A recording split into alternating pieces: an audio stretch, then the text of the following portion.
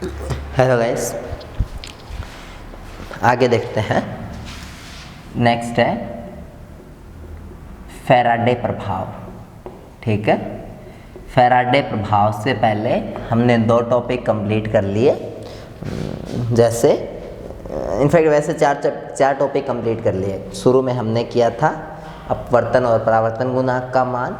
उसके बाद हमने उसमें वैसे किया तो उसमें भी था, बट वो थोड़ा अजीब था, तो हमने अलग से किया था एक वीडियो में परावर्तन और अपवर्तन गुणांक को जोड़ के 1 प्रूव करना। उसके बाद हमने एक वीडियो में करा था पूर्ण आंतरिक परावर्तन। तो 2 वीडियो वो, अब उसके बाद ये तीसरी वीडियो है और इसके अंदर हम करते हैं फैराडे प्रभाव। तो चलिए गाइस देखते हैं फैराडे प्रभाव क्या होता है। फैराडे प्रभाव क्या होता है ये आप लोगों को मैं बताता हूँ। ठीक है, तो देखिए, सबसे पहले तो फैराडे एक साइंटिस्ट था। उसने ये बोला था कि कोई भी मीडियम है, ठीक है, हवा हो गई, निर्वात हो गई, उसके अंदर से अगर आप कोई विद्युत चुंबकीय तरंग को पास करते हो तो उस विद्युत चुंबकीय तरंग के ध्रुवण तल में कोई परिवर्तन नहीं होता। ठीक है, मैं दोबारा अपनी लाइन को समझाता हूँ। जैसे कोई ध्रुवित समतल प्रकाश तरंग है,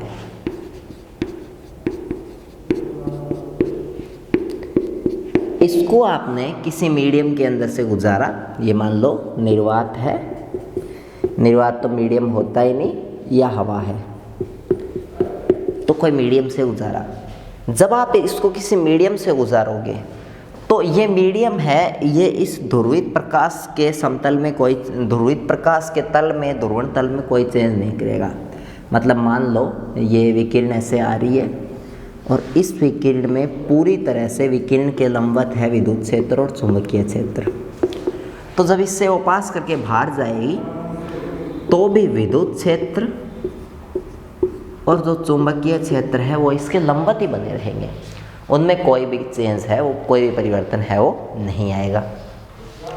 लेकिन देखिए, कई ऐसे मटेरियल दुनिया में होते हैं, जैसे एक तो आपका मटेरियल हो गया चीनी, इनफैक्ट आप बोलते हो सुक्रोज, या इसके अलावा ग्लूकोज, या इसके अलावा जितने भी सैकेराइड्स हैं अगर जनरल बोलूँ तो, और इसके अलावा जो सोडियम हाइपोक्लोराइट है, ये ऐसे कई विलयन दुनिया में होते हैं जिनसे अगर कोई विद्युत चुंबकीय तरंग को गुजारा जाता है। मान लीजिए ये कोई डब्बा है, इसके अंदर इनमें से कोई एक विलयन है वो भरा हुआ है और आप इसके अंदर से कोई भी विद्युत चुंबकीय तरंग है उसको पास करते हो।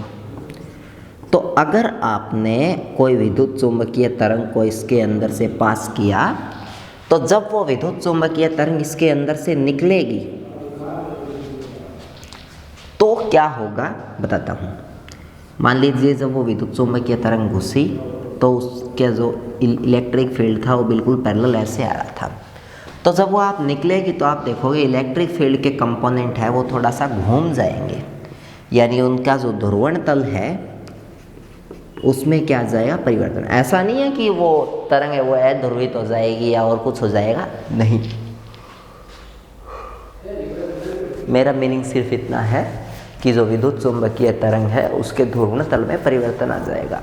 जैसे मेरी फिंगर है, ये विद्युत चुंबकीय तरंग आ रही है ऐसे, और इसमें बिल्कुल मार्कर की तरह परपेंडिकुलर है आपका विद्युत चुंबकीय क्षेत्र। सारे विद्युत चुंबकीय क्षेत्र के हर पॉइंट पे मान है वो इस हिसाब से है आगे भी। तो जब ये किसी विलयन के अंदर से, मान लो यहाँ कोई विलयन है, इसके अंदर से ये गुजरती है तो यही जो विद्युत क्षेत्र है वो रहता परपेंडिकुलर ही है, लेकिन वो थोड़ा सा ऐसे हो जाता है, इस टाइप से, या इस टाइप से घूम जाता है, या इस टाइप से घूम जाता है।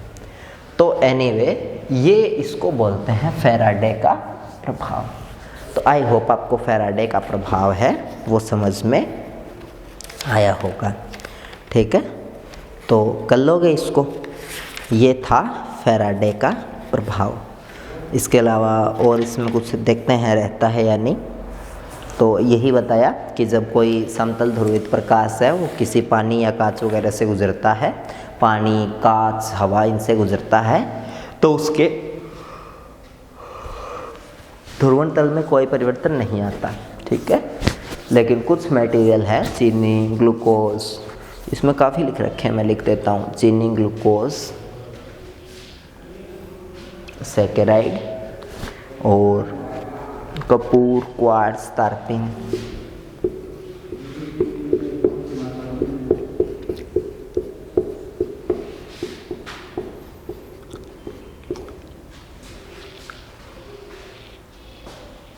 और फेराइट, सिरेमिक,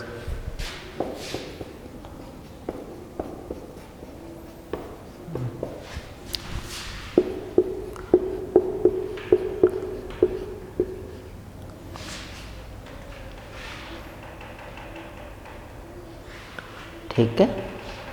तो ये सब चीज़ें हैं, ये होती है और इनसे विद्युत चुम्बकीय तरंग है वो थोड़ी सी उसके ध्रुवण में परिवर्तन हो जाता है।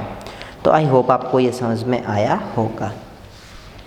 अब एक चीज़ और बताता हूँ, इसके अंदर एक चीज़ और भी लिख रखी है कि ये देखिए, पहले ये बिल्कुल परपेंडिकुलर थी इसके, लेकिन अब इसमें कुछ एंगल से घूर्णन हो गया और ये एंगल मान लो कितना है, थीटा।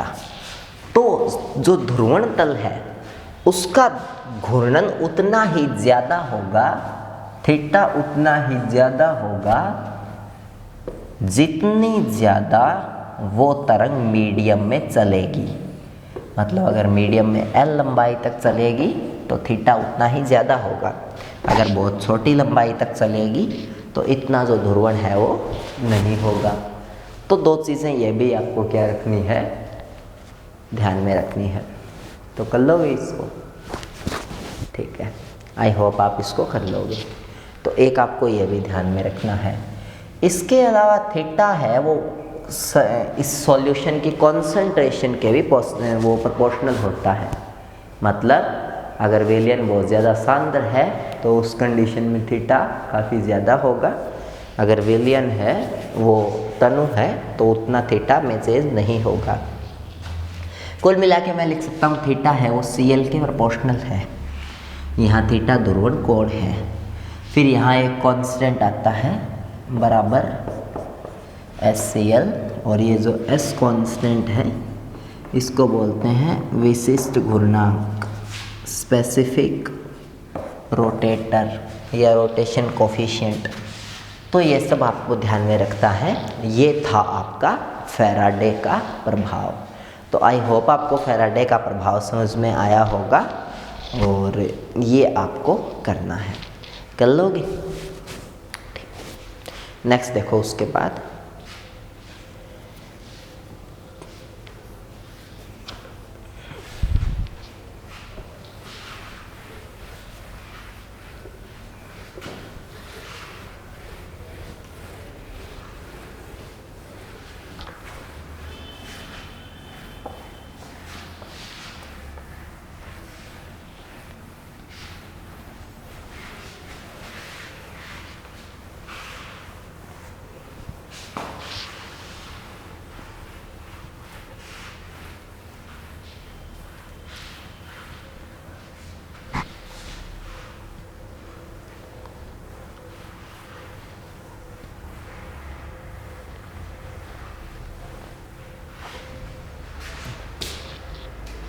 सो गाइस, इसके बाद में नेक्स्ट देखते हैं आगे। फैराडे प्रभाव तो आपका चलो हो गया।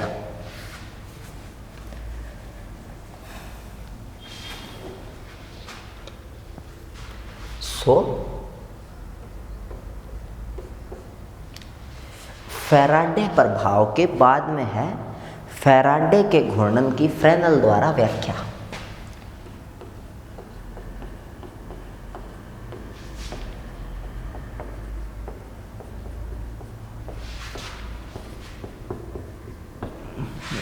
इतना ऊपर तो दिख भी नहीं रहा होगा।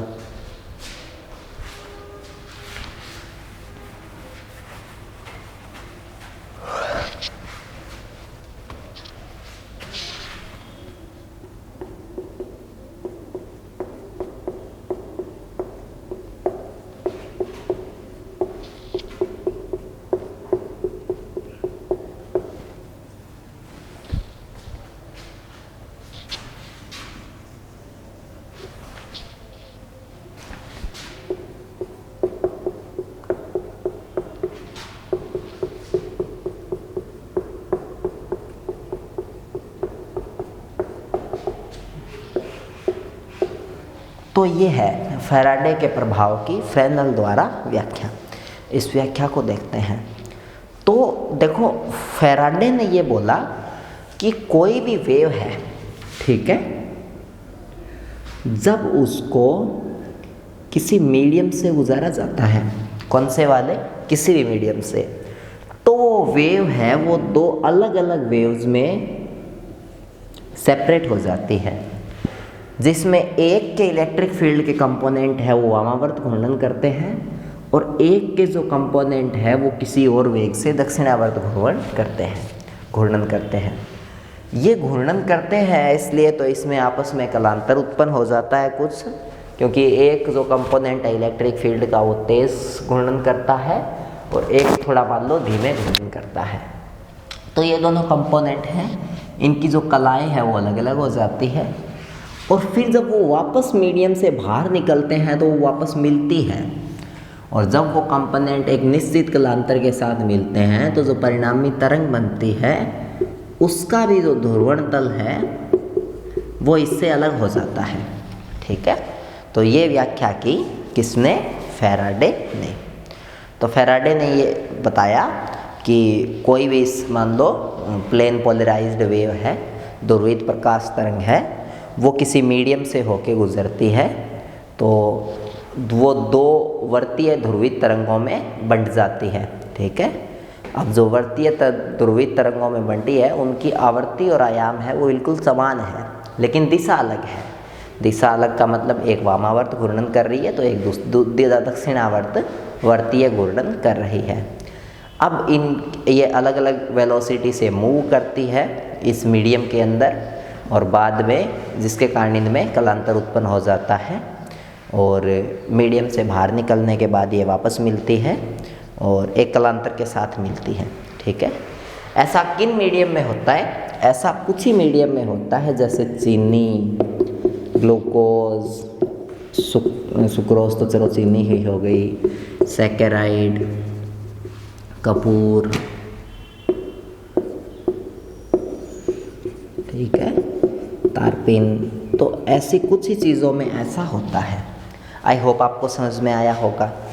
अब देखिए, इसके बाद अगर मैं बताऊं, इसके बाद फ्रेनेल ने ये बोला कि ये जैसे मीडियम होते हैं, हवा हो गई और जैसे पानी हो गया, कांच हो गया, इन मीडियम में भी एक तरंग है वो जब इस मीडियम में घुसती है तो वो दो में बंट जाती है, ठीक है। चीज़ें सेम रहती है, उसमें भी दो में तरंग है वो बंट जाती है।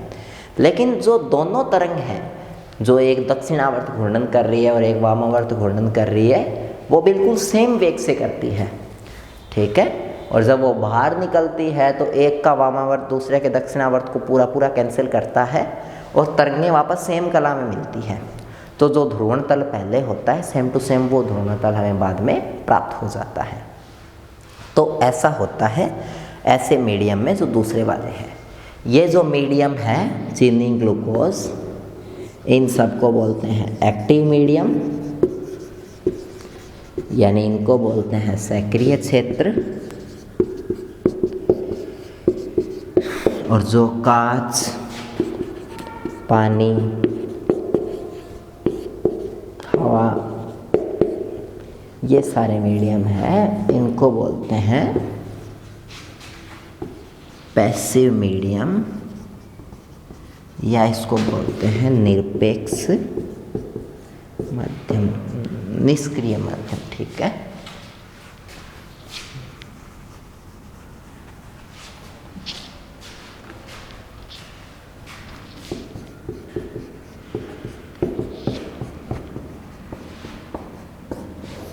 आई होप ये सब कुछ आपको समझ में आया होगा। ठीक है, अब हम इसका डेरिवेशन देखते हैं, क्या सच्ची में ऐसा होता है, और उसके बाद आगे इसको स्टार्ट करते हैं। ठीक है, तो देखो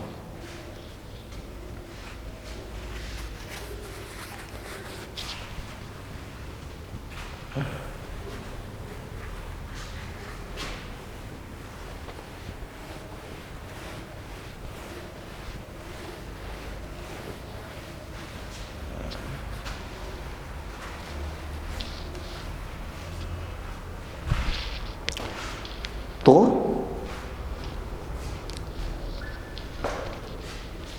इधर देखो, मान लो कि कोई वेव है E बराबर E0 cos ओमेगा टी, और ये एक्स कैप दिशा में मूव कर रही है। ठीक है, एक्स कैप दिशा में आगे चल रही है। अब अगर इसको किसी मीडियम से गुजरा जाता है, मीडियम से, दिख रहा है ना नोट पर, एक मिनट भी,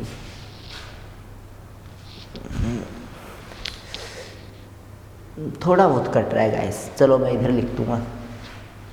ठीक है, तो मीडियम से गुजारने पर, अगर आप इसको मीडियम से गुजारोगे तो इस कंडीशन में ये दो वेव्स में स्प्लिट हो जाएगी। ठीक है, दो वेव्स में कैसे स्प्लिट हो जाएगी, एक वेव तो होगी x cap E0/2 cos omega t, और प्लस में y cap E0/2 sin omega t. तो आयाम है उसका आधा कंपोनेंट x दिशा में वियोजित हो जाएगा, घटक वियोजित हो जाएगा, और आधा है वो y दिशा में घटक वियोजित हो जाएगा। तो एक तो ये वेव बनेगी प्लस वाली, और एक ये वेव बनेगी x cap E0/2 cos omega t minus y cap sin omega t. मैंने बोला था एक का जो कंपन है वो वामावर्ती होता है, तो वामावर्त जो एंगल होता है, वामावर्त का मतलब ये वाली साइड। ठीक है, और देखिए ग्राफ में हम लोग ऐसे चलते हैं हमेशा ASTC, तो जब वामावर्त चलते हैं ना तो एक ट्रिग्नोमेट्रिक फंक्शन दूसरे ट्रिग्नोमेट्रिक फंक्शन में हमेशा प्लस होता है। तो ये वामावर्त वाला कंपोनेंट है, और ये कौन सा कंपोनेंट है, ये दक्षिणावर्त वाला कंपोनेंट है। तो ये आपको समझ में आया होगा। ठीक है, अब देखिए ये मान लो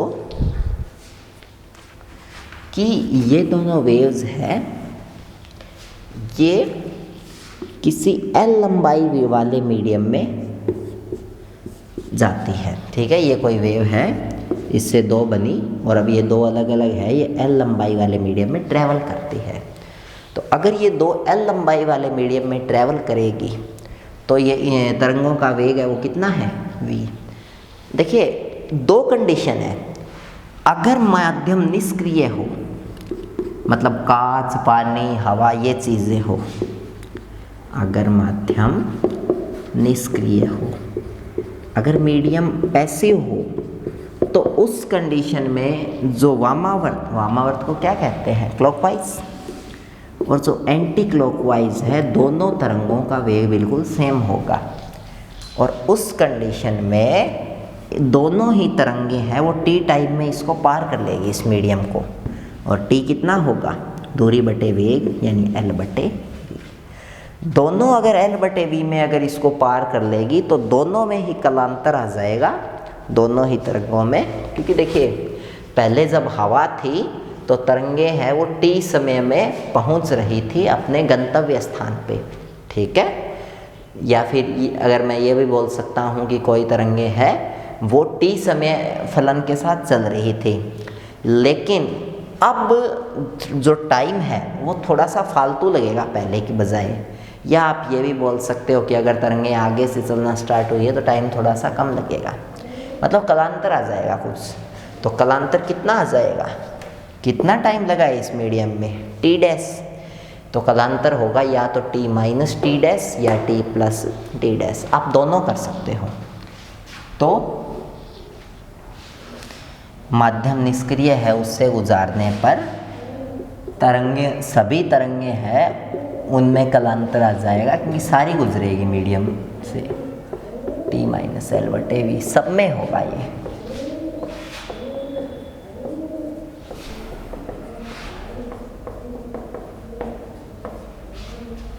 ठीक है,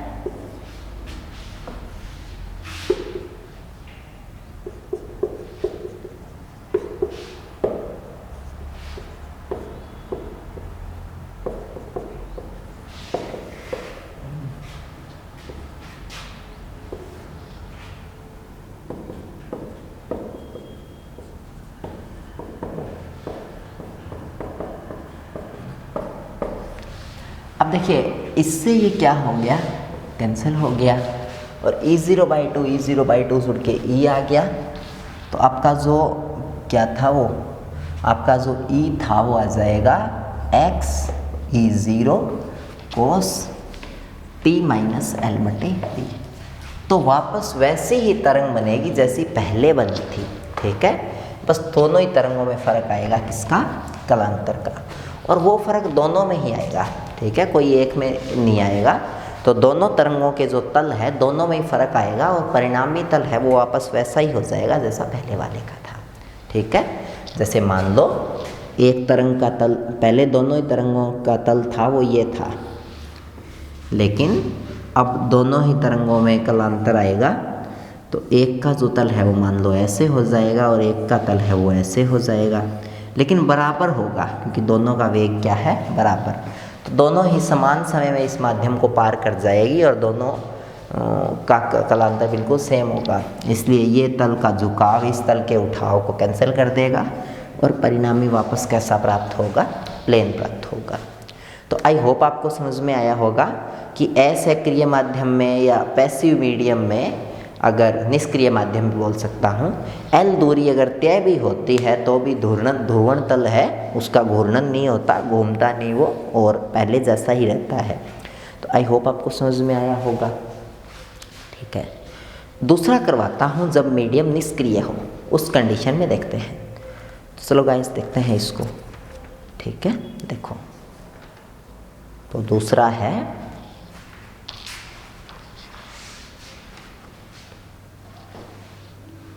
ओके, टाइम तो रिमेनिंग है।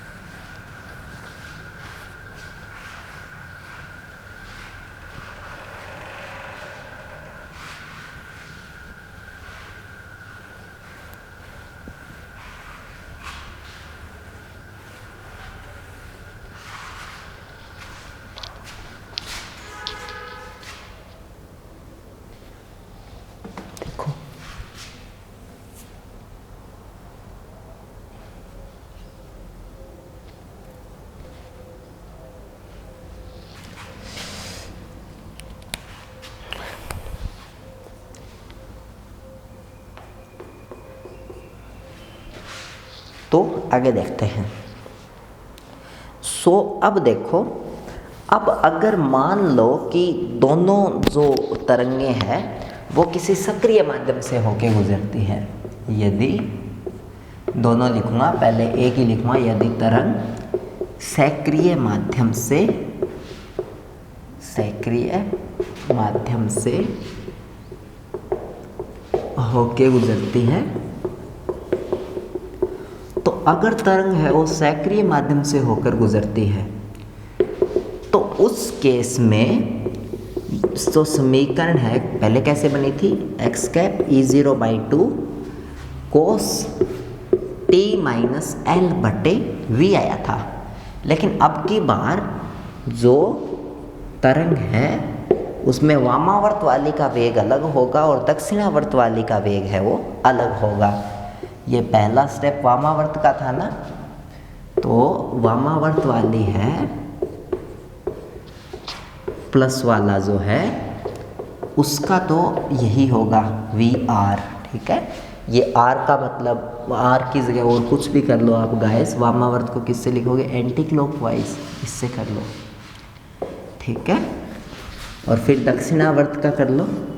दक्षिणावर्त का क्या होगा, दक्षिणावर्त का होगा क्या, E0/2 cos t minus L by clockwise minus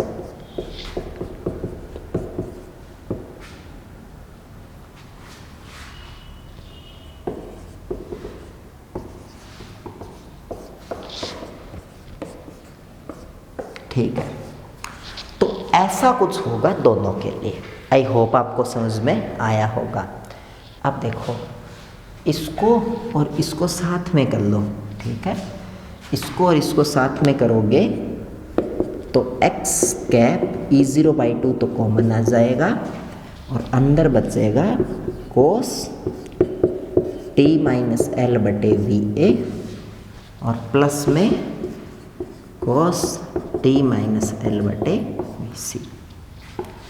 और ये दोनों है, इनको माइनस हो जाएगा तो ये कितना होगा, प्लस में y कैप E0/2 ये होगा साइन t माइनस एल बटे VA माइनस साइन एल बटे VC, ठीक है। अब आपको sine A plus sine B के फॉर्मूलाज है वो आपको आते हैं, ठीक है। थोड़ी एक बार मैं लाइनिंग कर लूँ, थोड़ा आपको कहाँ तक प्रॉपर दिख रहा है वो, मेरे हिसाब से आपको यहाँ तक प्रॉपर दिख रहा है, ठीक है।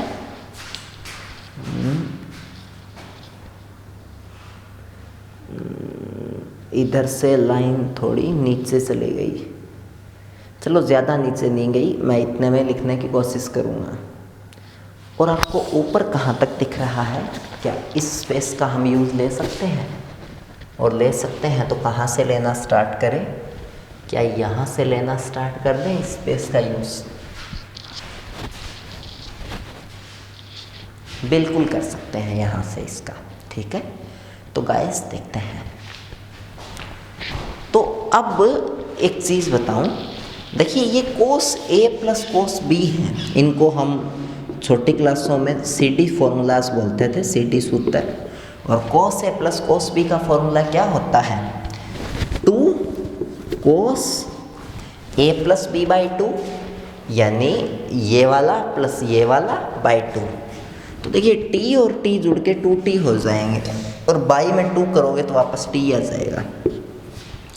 और माइनस L कॉमन 1/VA और 1/VC जुड़ जाएंगे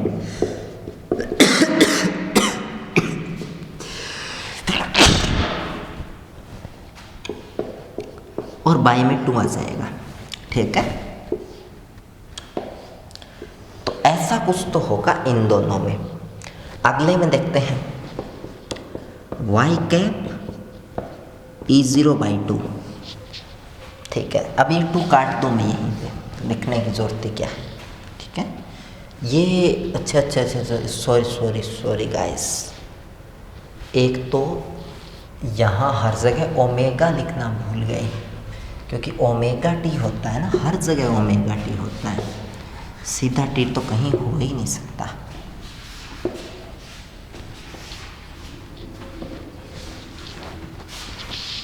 हर जगह ओमेगा होगा आगे, तो लगाना ही पड़ेगा, इदास नहीं है, ठीक है। एक चीज़ और भूल गए, क्या भूले?